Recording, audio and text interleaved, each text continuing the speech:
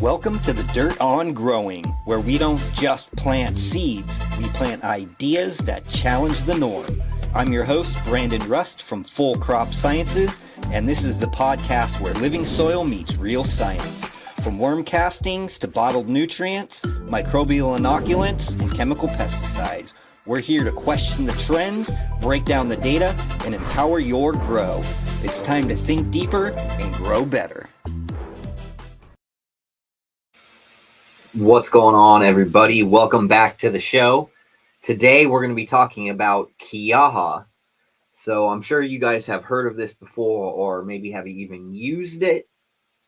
But QUILLAJA is one of those inputs that can look simple on the surface, and a lot of people think of it just as a natural surfactant or wetting agent, but that is only part of the story. QUILLAJA is actually a lot more interesting than that. It can influence how solutions spread, how materials stay suspended, how certain compounds move across plant surfaces and into cells. In a lot of cases, it even brings in direct pesticidal value. So today I want to break down what QUILLAJA is, why it's used, the difference between liquid and dry forms, and how it relates to nutrient transport, and where it fits into crop management programs. So let's get into it. So first of all, what is QUILLAJA? So QUILLAJA, spelled Q-U-I-L-L-A-J-A, but pronounced QUILLAJA in the way that I remember how to pronounce it is I think of karate, like QUILLAJA, like QUILLAJA. So that's how I remember it, because I was saying it wrong for a very long time. So QUILLAJA, pronounced QUILLAJA. It refers to the extract of QUILLAJA saponura, which is also called soap bark tree. It's typically cultivated in South America, and they typically use regenerative ag practices for them, and it's highly regulated.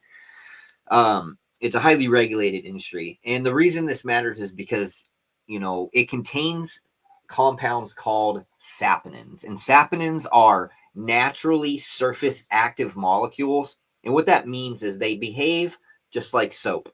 They have one side that interacts well with water and another side that interacts well with oils and hydrophobic surfaces. And this matters in agriculture because a lot of the inefficiencies that we get actually come from poor contact.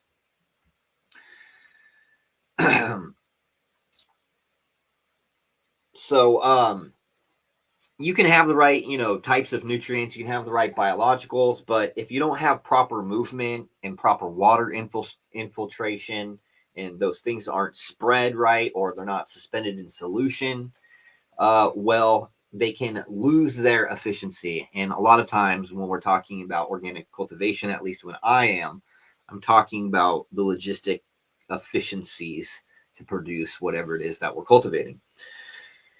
So at a practical level, QUILLAJA can function as a natural wetting agent, a surfactant.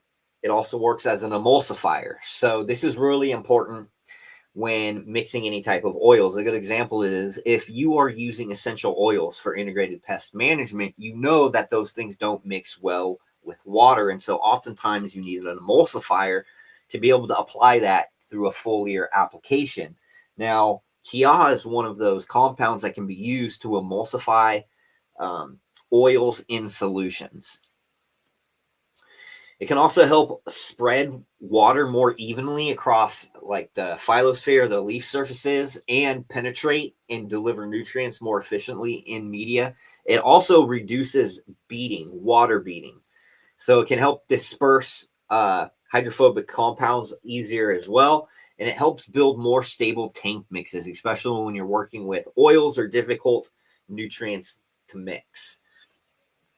When it comes to the reduction in water beading, this is essential, especially when we're talking about foliar applications of anything, because it decreases the surface tension of that water and lets that water adhere to the surface.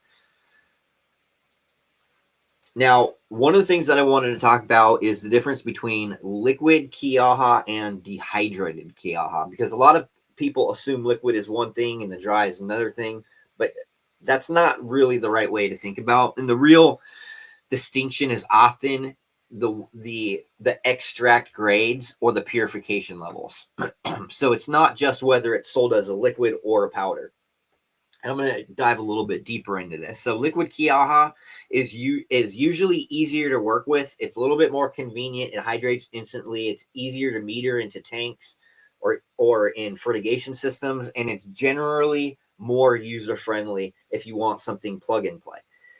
The drier dehydrated QUILLAJA is usually more concentrated by weight. It's usually less expensive to ship. It's easier to warehouse or storage because it's dry for long term.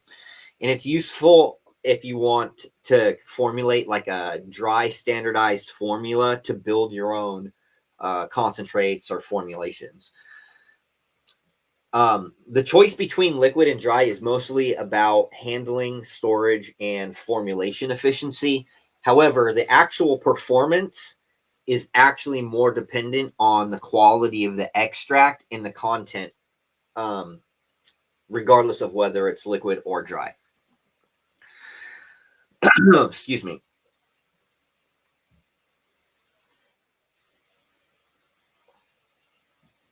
Now, QUILLAJA isn't just like a soap, right? The main bioactive compounds are triterpenoidal saponins, and then they also have steroidal saponins. These are the major active molecules that are responsible for the surfactant behavior and the emulsification behavior, and has a lot to do with a lot of the biological interactions as well. But it's not just one molecule, it's a family of compounds, right? So there are a huge diversity in those two groups, triterpenoidal and steroidal terpenoids, saponins. There's a whole wide diversity of different ones that are responsible for those. So depending on how refined the extract is, you can also have other bioactive compounds like polyphenols, tannins, simple sugars, calcium oxalate, some amino acids, and other plant-derived compounds.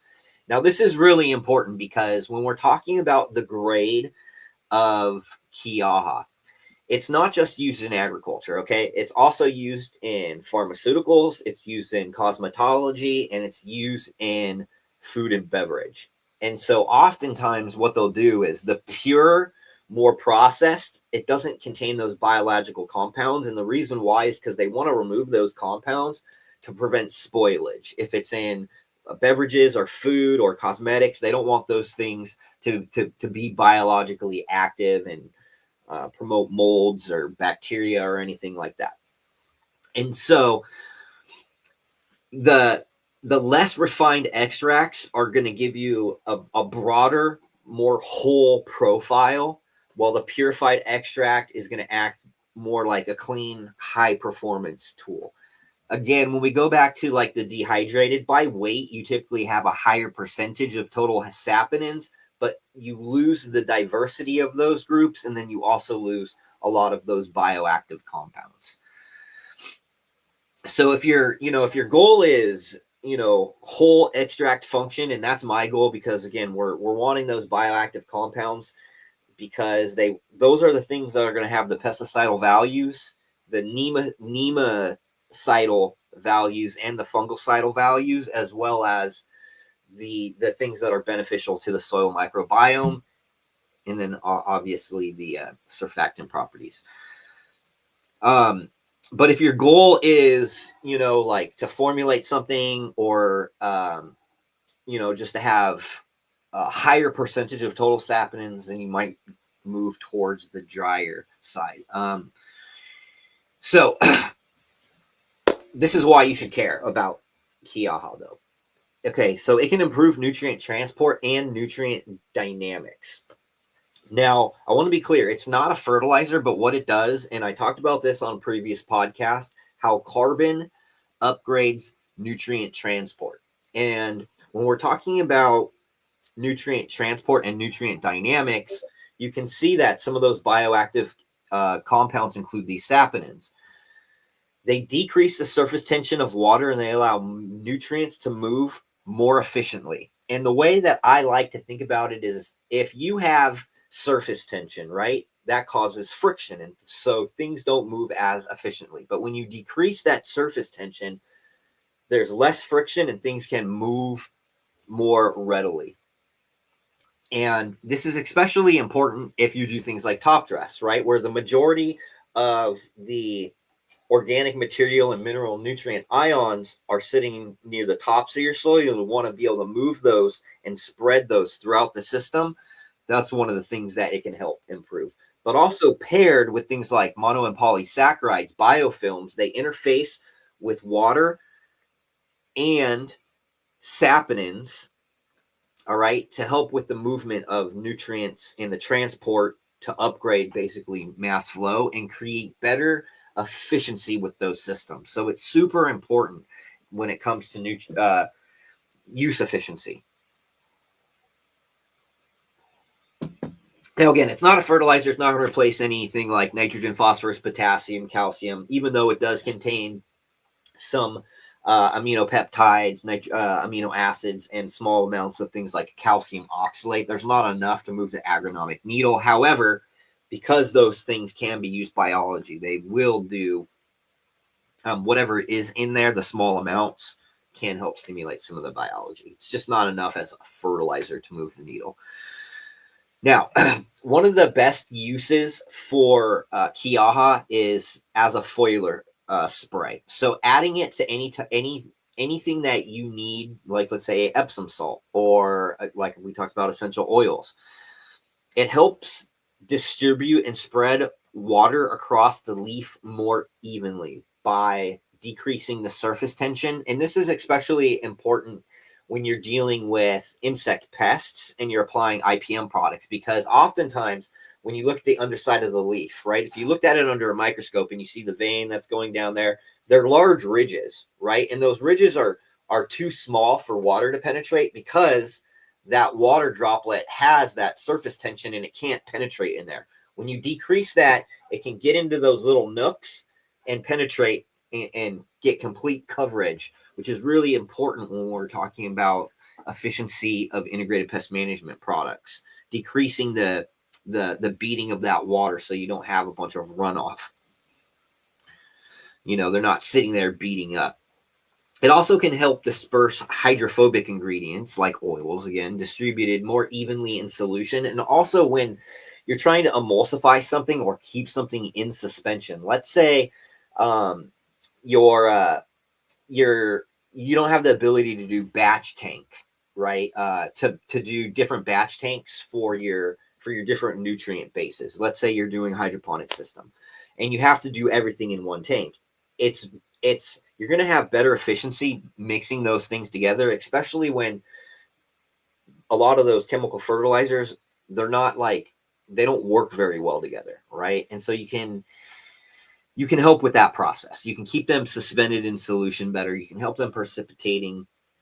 And so that can be a huge help, especially if you don't have the capacity to do different batch tanks. So, improving essentially your coverage, your consistency, and delivery. And in the root zone, especially where wetting can be an issue, QUILLAJA can help improve solution distribution through the media by reducing hydrophobic behavior and improving contact with the rhizosphere. So when I'm talking about, QUILLAJA upgrading nutrient transport, what I mean is that it basically improves the delivery environment and upgrades that transport system. Helps create better contact. It helps spread better. It helps keep things better suspended in solution. And in most cases, it's just better movement of applied materials, right? And that's the huge thing, especially in organic cultivation. Now, let's talk about crop protection, okay? Because this is another area where I think QUILLAJA oftentimes gets overlooked. So it's not just a surfactant, but it has documented science that shows its pesticidal properties. The most established uses are around nematodes, so root-feeding nematodes, and fungi. And this is where the evidence is strongest for the pesticidal use cases. However, there is other science that shows efficacy against things like aphids and some other chewing insects. Now, the QUILLAJA saponins have been used in products aimed at suppressing plant parasitic nematodes, and they've also been shown to have like the antifungal effects in certain systems. So there's evidence that shows the science, and like I said, against soft-bodied insects. And the way that it works with soft-bodied insects is that it can work as a suffocant. So it can basically suffocate them, but also some of these saponins, what they do is they actually disrupt the digestive enzymes, and they bind those enzymes in the digestive tract. And so the insect isn't able to digest their food. And so eventually it causes them to starve and die. Now, and the reason why is because those saponins are they're biologically active, and not only can they interact with the enzymes, but they also interact with a lot of different types of membranes. So they can disrupt biological interfaces in a lot of these organisms. And again, that translates to feeding deterrence. It translates to membrane disruption, gut irritation, and sometimes direct toxicity. So it occupies kind of an interesting space. When we're talking about its pesticidal properties, we're typically looking at much higher dose rates than what we would be looking at for a surfactant. As a surfactant, typically 1 to 2 milliliters per gallon of water is adequate. But when we go up to 10, 15, 20 milliliters per gallon, it starts acting more like a pesticide, like an organic pesticide. Again, an organic pesticide that also has other crop beneficial things to it as well. So, and then, I think the QUILLAJA, it really, the place for like, management or implementation into an actual program, I think it best fits for foliar nutrition, number one, right? Anytime that you're trying to apply things like magnesium sulfate, IPM products, trichoderma and bacillus, I always add like a milliliter or two. Because at those quantities, it's not enough to disrupt the biology, and they're actually utilizing a lot of these organic compounds. So foliar feeding is huge one, right? Anytime you're trying to get, complete coverage. Okay, the second is going to be botanical emulsification. That's again usually going to be for integrated pest management for foliar applications, especially if you're a big fan of, blending your own essential oils, or if you're doing something like you're using some essential oils and then you're mixing up some like hot peppers or something like that. If you're the kind of person who likes to do natural farming practices and you like to make your own IPM products, it's a great emulsifier. I always use it whenever I'm applying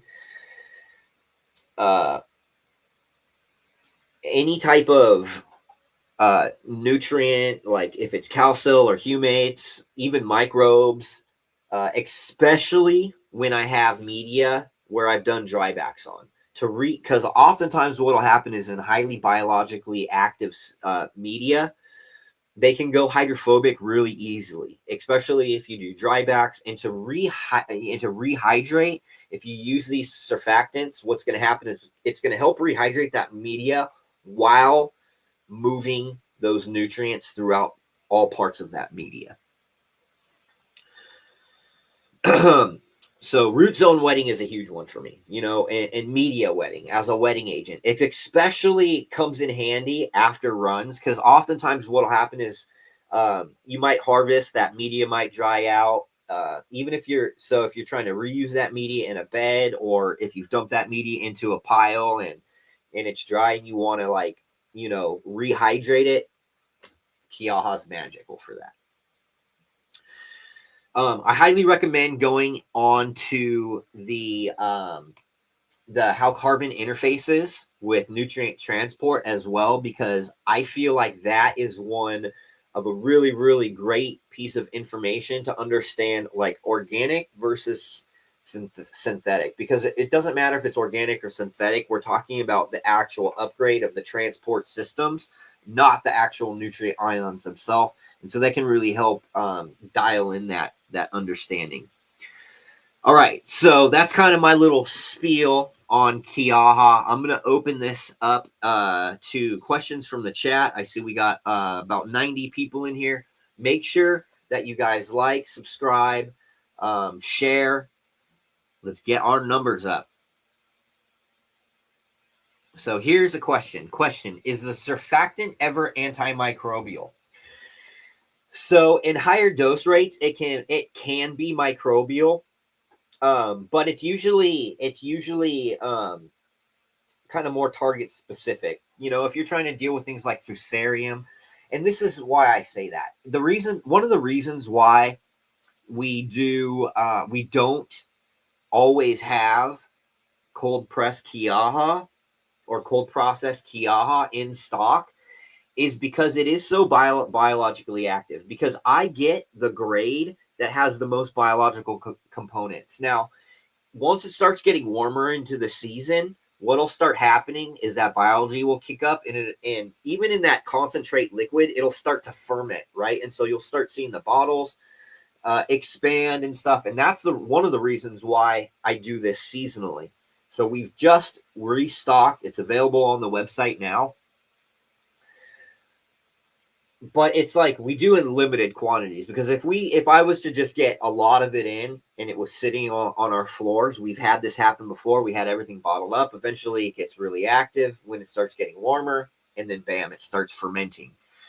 So it is extremely biologically active. And as far as antimicrobial, it's selective microbial.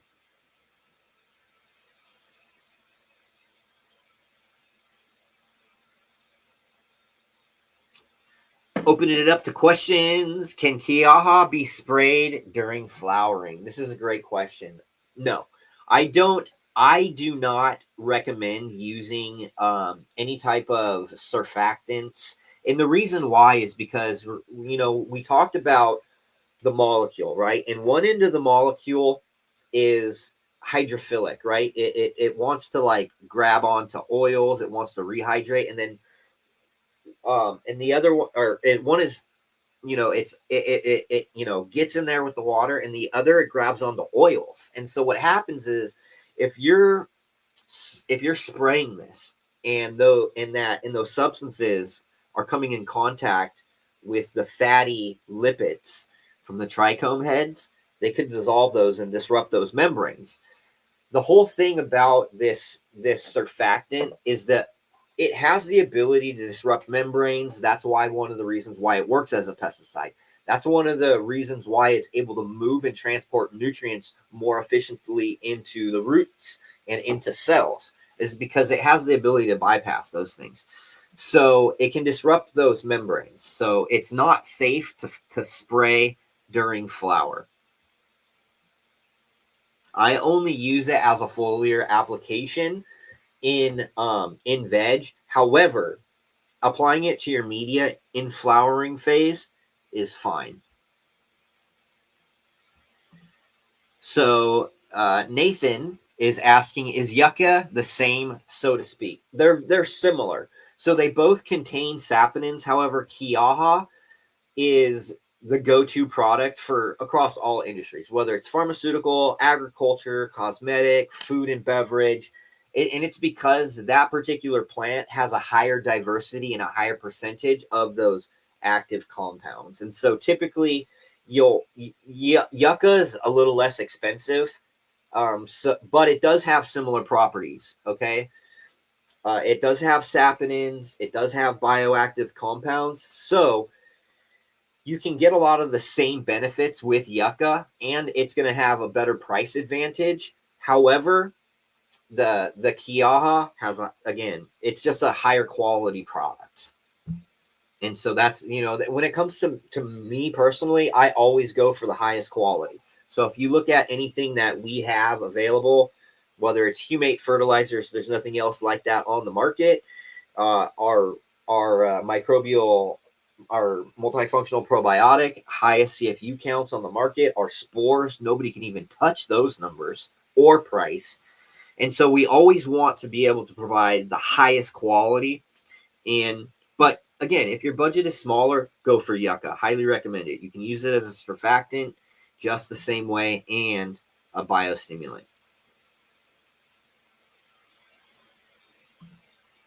Wouldn't you always spray a surfactant? Will just watering it in create more surface tension? So it does decrease the surface tension. So that's the benefit. Again, is QUILLAJA better to use than yucca? In my opinion, it's a higher quality product. They do very similar things. But again, QUILLAJA is going to be on the higher end because of the higher quality as far as price point, and yucca is going to be a little under that. But they're both freaking great, man. They are so good.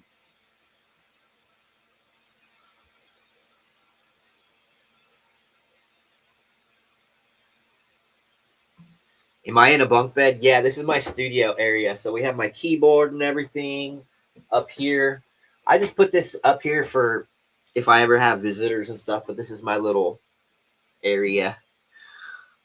More room for activities,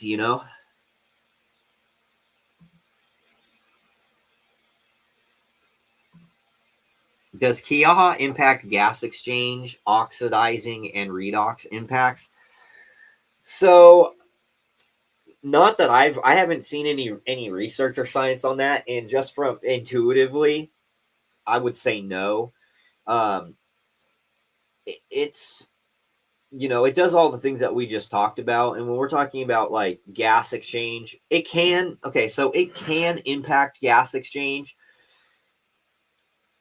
if it is improving soil structure, right? So oftentimes if you're getting better water penetration, that can have a downstream effect, right? So if you increase water penetration, you might have better um, uh, microbial dynamics. You might be able to proliferate that a little bit better. They might solubilize things and create biofilms, and that could potentially increase the actual soil architecture, right? The structure of that soil, which will have an impact on gas exchange. So no, it doesn't directly impact gas exchange, but it can indirectly through all of those different processes that it stimulates.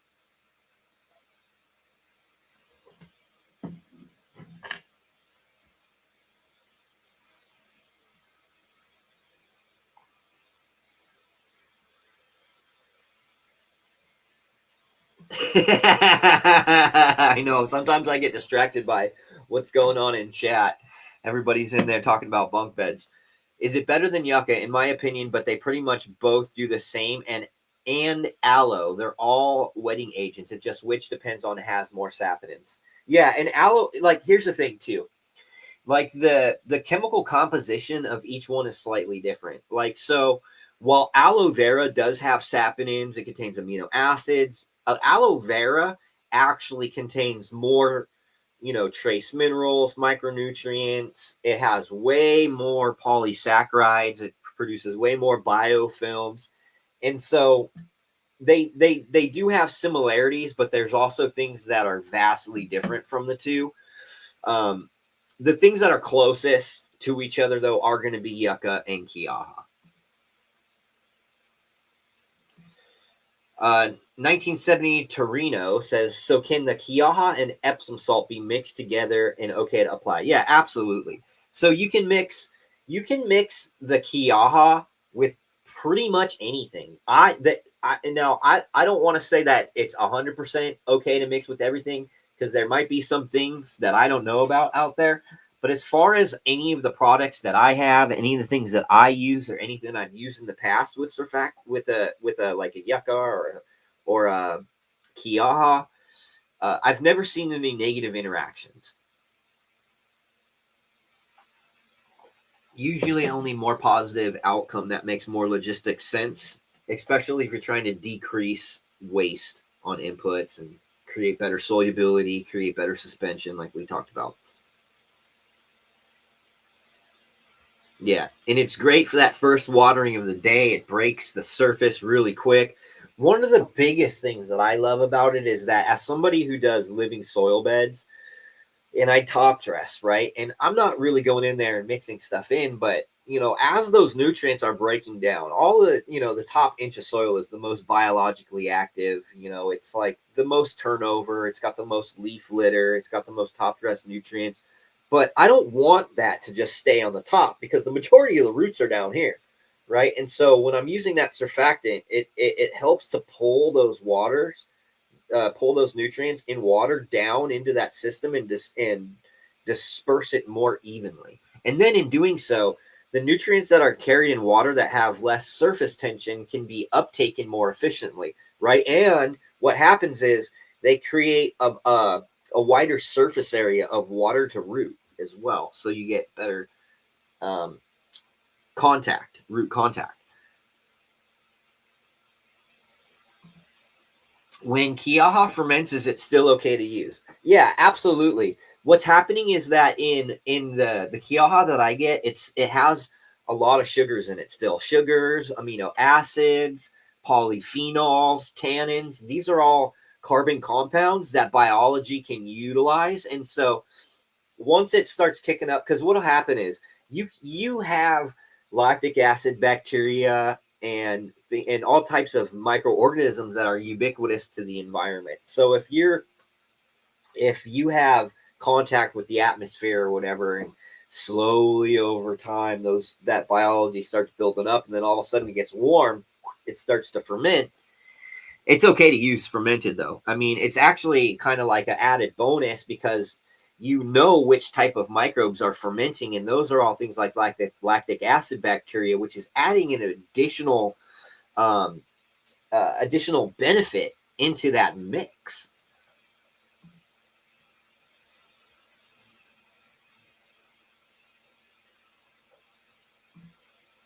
Will the pesticidal properties of QUILLAJA potentially hurt beneficial nematodes, and could the surfactant properties cause the air spaces in the soil media to collapse? No.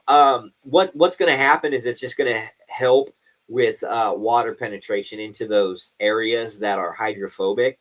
And the science that I've read about the saponins affecting nematodes, they've always been on like root knot nematodes, parasitic nematodes, and not so much free living soil microorganisms or soil scavengers. However, it is in the realm of thinking and proper realm of thinking to make the assumption that if they can affect parasitic nematodes, they could potentially affect beneficial nematodes. I just haven't come across any science on that, so that's definitely something to look into and consider.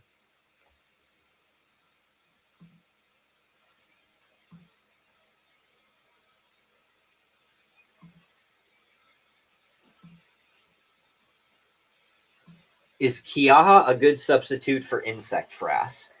No, I think that they do completely different things. Insect frass isn't a surfactant. It doesn't have the same bioactive compounds. I personally don't use any like chitinase or insect frass products because I just haven't seen them actually do anything beneficial. But I already have super biologically active system, and I have all these other things. So adding that into the mix for me just wasn't worth the extra expenditure. But they do something completely different. Insect frass is good for like promoting, different types of beneficial soil fungus because it has a lot of chitin in it, and these fungus produce an enzyme called chitinase, which can break down that material to release the nutrients, and so they're really good at proliferating on that type of material. But it's just something completely different than like QUILLAJA or a natural surfactant, a biosurfactant. Third Eye says he started with yucca but moved to QUILLAJA. Yeah, and like I said, there's both are good whether you get the dehydrated or whether you get You know, it just depends on your use and all that other stuff. When do I stop the foliar with Epsom? I stop usually the second week of flowering, about day 14, but you can go up to day 21 if you have like a longer flowering variety. But once flowers set, I don't spray anything in flowering, at least indoor. Outdoors a little bit differently. I do straight outdoor. I spray not surfactants, but just biologicals on my outdoor crops throughout flowering, because if I don't, I'll lose my shit to molds and mildews and insects.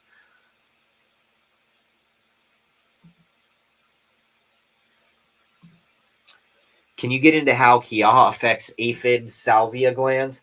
So there's a couple of different ways that that they affect insects, and one of those ways is just by coverage, right? It suffocates them.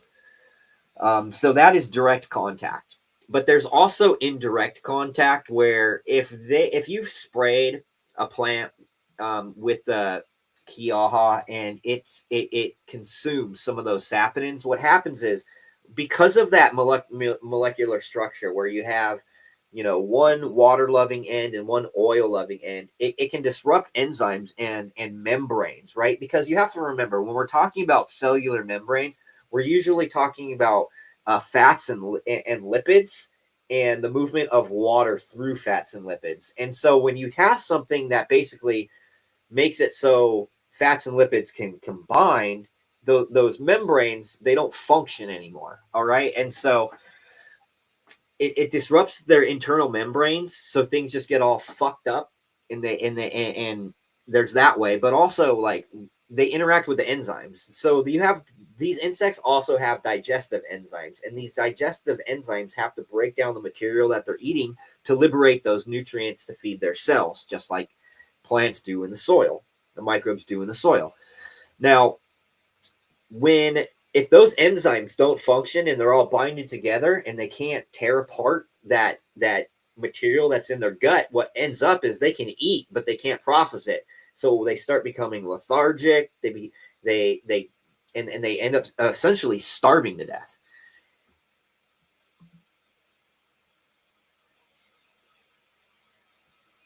How does cassava flour compare? I've never heard of cassava flour, so I don't have any input on that. I apologize. Yeah, I typically don't go past week 2. Well, I have QUILLAJA and mine is liquid. Build a Soil does, from J Plant Speaker, have like, again, it's not a bad product, but you have to remember the difference is the bioactive compounds, right? I have unprocessed, just pure cold extract. So we get all those bioactive compounds. The more you process it, the more you lose out of the profile, the chemical composition. Do you just use it every watering? This is a good question. So when it comes to the application, I typically don't. I'll use it in every foliar feeding that I typically do, unless I'm outdoor and flowering. Now, I always use it when I reset my beds, because typically I've done dry backs and in flowering, and I want to kind of rehydrate, make sure everything's all functional and everything's reset up so those roots can penetrate and access everything. I typically use it a couple of times throughout the cycle, but I'm not using it every watering. You know, it's one of those tools to have in your tool belt, to where, like, let's say you're doing smaller pots, and those pots, they get a little bit drier, right? And you're keeping things on the drier side, so that way nothing goes anaerobic and you don't overwater. When you use that surfactant, it's going to help rehydrate that without water just moving through that media, right, and pooling up at the bottom or running out. So I usually I'm using it in those situations, right? So foliar applications, if I'm trying to hydrate hydrophobic media, if I'm trying to emulsify something. So if I'm doing like pyganic and I'm doing some Beauveria bassiana to do like some IPM for my beds at reset, I usually add a surfactant in there. You know, if I'm using something like calcium silica, works really great to help emulsify, because the calcium silica is not soluble like a salt, but it is solution grade. However, it's heavier than water, right? And so having an emulsifier in there can help keep more of that in suspension so it doesn't sink to the bottom, right? So there's different, there's different like ways to think about, oh, when should I be using this? You can use it every time if you want. But the thing is, it's an expensive input, right? So if you're using it every time, it might be not as cost efficient. And my whole thing is I want you guys to be able to grow the best, using the best products, but being really efficient with those products. You guys shouldn't have to spend, you know, tons and tons and tons of money on your inputs, Try to maximize the efficiency. That's what I try to do for you guys anyway. So mixing a surfactant with a microbial product is okay. In most cases, it's fine. Again, when we're talking about the amount that we're using for a surfactant, it's typically 1 and no more than 2 milliliters per gallon of water. So it's not a really large concentration. And then when I'm adding, so I might add one, I'll add 1 milliliter of QUILLAJA and then 30 milliliters of like microbe plus. Let's say I want to add microbes, but I'm also trying to rehydrate my bed at the same time. Those things are totally okay to mix together. Just in higher quantities, I would avoid it.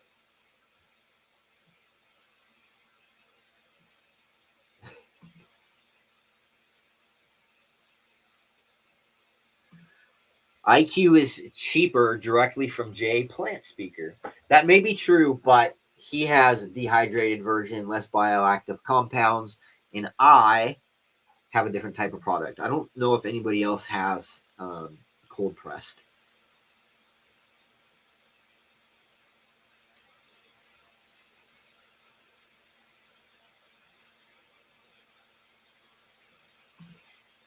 I love the logo on the coin cases, tattoo worthy. Oh yeah, yeah. I worked hard on the packaging for that. Right now, the Seed Vault website is down. We got kicked by our payment processor, so we're working on that, and then we'll get those cuts all listed and everything again.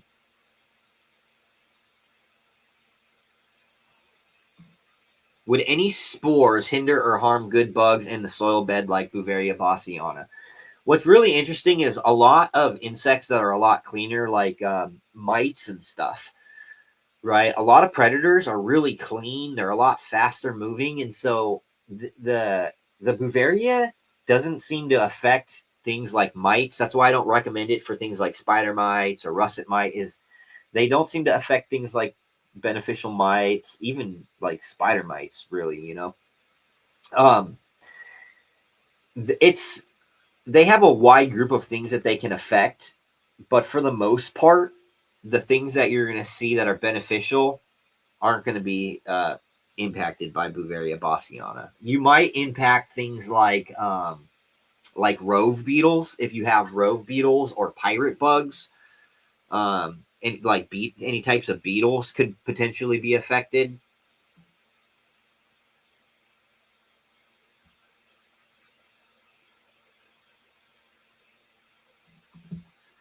Would IQ survive potency wise being incorporated into a microbial tea? Yeah, so if you were to do a compost tea or microbial tea and you're oxygenating it, I would be really, really careful. Not because not because it's going to have a negative effect, but because it's going to cause all that foam, right? Because just like a soap, it's going to get really, really foamy. So it's okay to do it, but just be aware that if you're doing a compost tea or compost extract or anything like that, make sure that you have enough room in your container to allow it to foam up and not overflow. Because, and that's another thing, if you're doing tank mixes, you have to be careful, because if you've got a really powerful aero mixer or something like that, dude, you can create a massive amount of foam. Super soapy.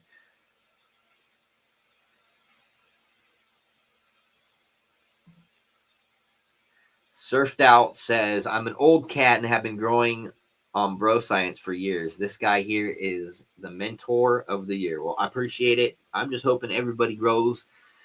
More people start growing if you're not, and help you guys get the information that you guys need. The more people that are growing better, dude, it's great because I travel, man. I'll run into you guys at one point, you know what I mean? And you guys will be like, check out this fire, and I'm like, fuck yeah, bro, let's smoke.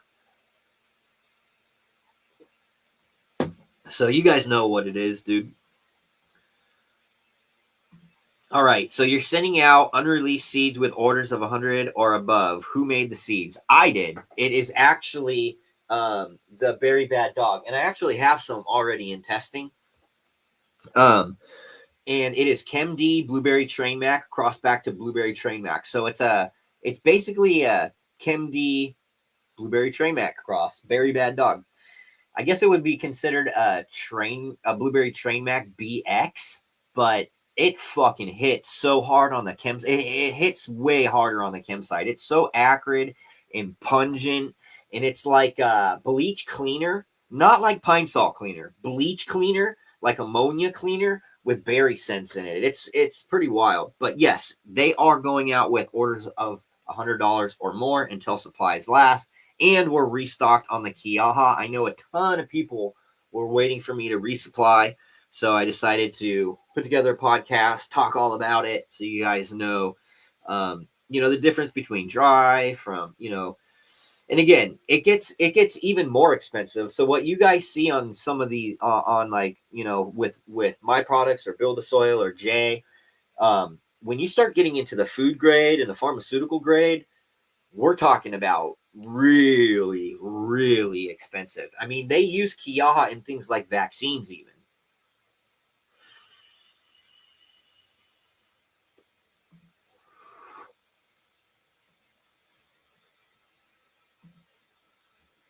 Yeah, I made the Berry Bad Dog.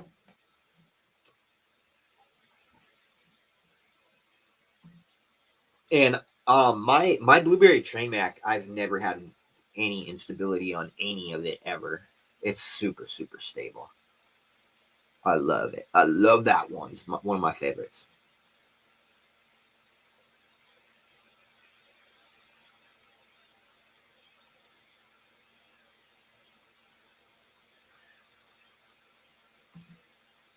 And Micro Plus is on sale. I'm just getting through the comments, trying to catch up. If you guys have questions, just drop them in there. We're talking about you're about to run out of the Q60. Yeah, and that's a different grade. So it's a higher process grade, and with higher processing, what they do is the concentration of saponins increases, but everything else goes away. And I want all the good stuff, man. I want all that good stuff. They're both good products, though. I mean, if you have if you've got dry, use it. If you've got the liquid, use it. It's good stuff.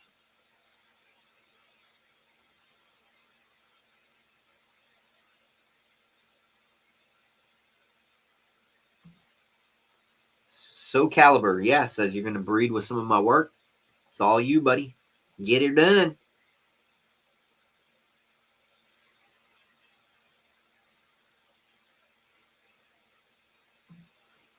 Holy Chidolito says, I heard that just using high pH water works for foliar sprays to deter soft body pests. If you can get really high alkaline water, that's almost like almost caustic, like talking 11, 12 pH, it can definitely change the pH of the phylosphere. And that's one of the reasons things like potassium silicate work so well to combat like powdery mildew, for instance, is because a lot of those things can't proliferate in those high pH ranges, or they just don't like it. I think they have devices like Kagan machines and stuff like that that can change the pH of water. So yeah, it can, but I would still want to do regardless, I would still do biocontrols. They're just, for me, they have so much benefit, not just for the biocontrols, but for all the added benefits that go along with it. Grim Sugar says, question on building soil and interplay between amendments. How to reach ideal proportions. Never mind cation exchange or soil redox potential. I have a chart. I use a chart. It basically details out how much of what particular amendment in what quantity will equal what ppm per yard of soil. And so I just use my chart, to be completely honest. That's how I do it. I know exactly how much of what I need to add to reach a certain target ppm. I guess I would have to format that into like a guide. I guess that's something that I could do in the future so that way you guys know how much of what amendment to add to reach whatever target ppm. I'll start working on that. That's something I can add into the queue. Here's one from Grateful 1185. Would Q serve any benefits in cocoa, pumice, hydroponic system, autopots, synthetic fed nutrients? Yeah, it definitely can. Again, especially if you're doing dry backs, it can help rehydrate media, but it also helps keep things in suspension. So your nutrients in your solution can keep them suspended better. It helps to decrease that surface tension of the water. So when those nutrient solutes are moving via mass flow, the transportation mechanism can be kind of upgraded where the water tension isn't so high, so the plant may not have to use as much energy to move that water and those nutrients. So yeah, there's definitely benefits regardless of like the type of system. The only system that I wouldn't put IQ into is DWC. If you had like a recirculating system, so if you're in like DWC, or if you're in like an aeroponics where you have like the tubes where you have constant mists or constant recirculating system, those are the only systems that I wouldn't put it in. And the reason why is because it's going to build up too much foam, and it's going to just cause a big mess.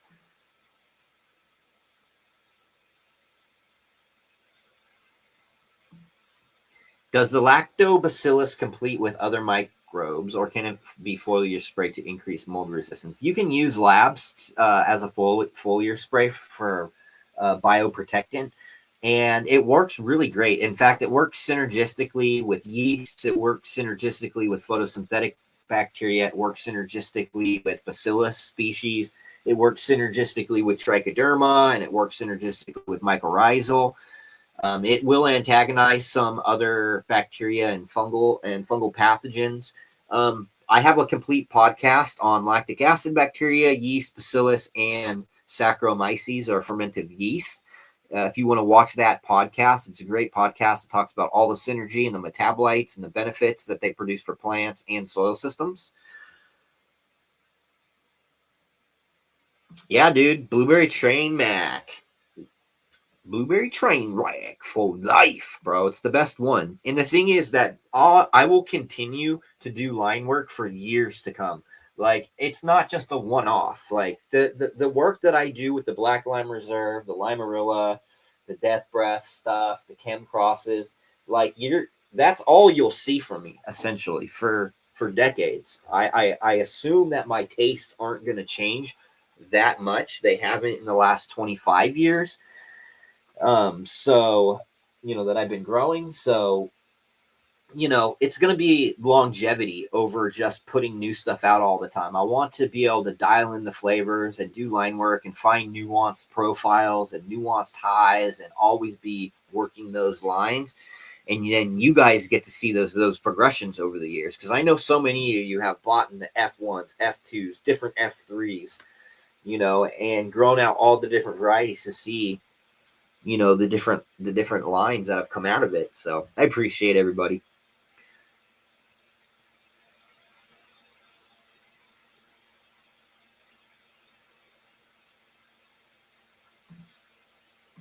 How often do I use the spores? I typically use the Trichoderma bacillus subtilis combination 3 times per cycle, either early or mid veg, right at transition, and then at the second or third week of flower, depending on flowering time.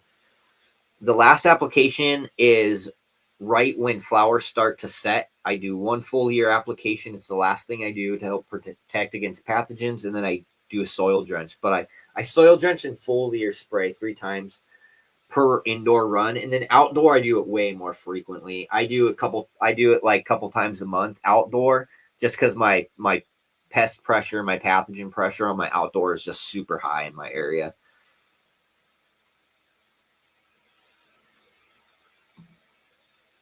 Is the chart available? It's not available in a way that would make any sense to you guys. I would essentially have to create a guide to understand the numbers and understand how it works. If you guys are looking to know, like, okay, so 1 cup of gypsum into a yard of soil will increase the ppm by 10. Okay, that's a good example. So how many cups of gypsum do I need to add to a yard of soil to bring it up to 50 ppm? I need 5 cups. So it's I have to put it in a way that makes sense, is understandable, as opposed to just having basically numbers floating in space. Comment. Zephyr Wind says, I hope everyone is really enjoying. Brandon, I don't get all of you say, but I pick up on some of it, and I really appreciate it. And you know what? That's okay. If you don't understand all the things that I'm saying, as long as you keep on coming back and listening, it's all going to start making sense. I've got tons of people that started listening years ago that are now on advanced soil testing. They can do their own agronomic data. They know exactly, like, they're just as good as it as I am, and that's what I want to see. People like J-Pot, for instance. There's all different types of people that have started off and didn't really understand what I was saying or didn't understand the lingo. And I'm one of them. When I started reading science white papers and the science literature, I had to go down many rabbit holes just to understand simple abbreviations for things. But it all started making sense.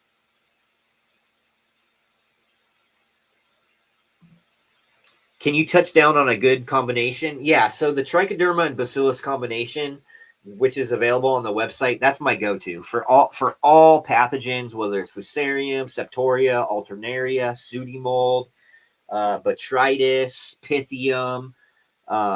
There's there's just so many things to worry about, especially outdoor. But I'm currently in the process of dropping tons and tons of research papers in the Dropbox on both trichoderma and bacillus. And what I'm doing is I'm titling everything. I'm making different folders so they're really organized and easy to access. And so if you don't already have access to the Dropbox with all the science white papers that I upload, I highly recommend that you go sign up for the newsletter, and it'll give you an onboarding email, and it'll give you access to the link. Yeah, and this year, pathogen pressure is going to be nuts because it was a mild winter. All Stars is asking, so Brandon, is the IQ penetrating the roots, or is it just wetting the soil for the roots to uptake better? It's actually decreasing the surface tension of the water, which creates better transport dynamics. And because it interacts with membranes, right? So the water can move through membranes easier, right? More efficiently.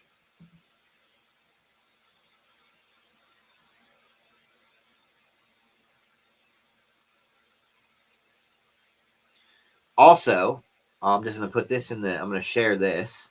QUILLAJA right here, there's a guide. I'm going to go ahead and copy paste this. Whenever I do a new guide, it's on the blog website. So if you want to, more information, and here's the cool thing, there's science links, right? So if you want to look up more science on these topics, bam, they're all in here. Bioactive compounds, whatever you guys want to know. I'm going to drop that link in here. You guys can check that out on the website.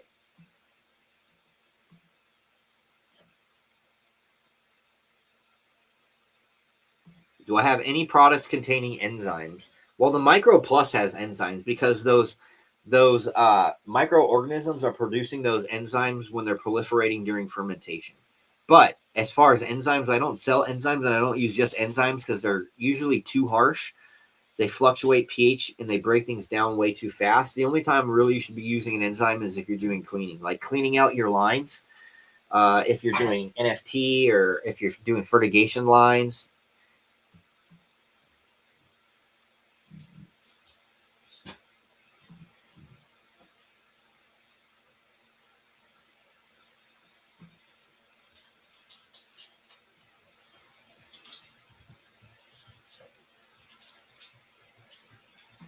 Here's another. How would you build a soil? And how do you build a soil? Also, every now and again, I do have their microbe complete. I have like 3 bottles of your micro plus. I tried to use them separate.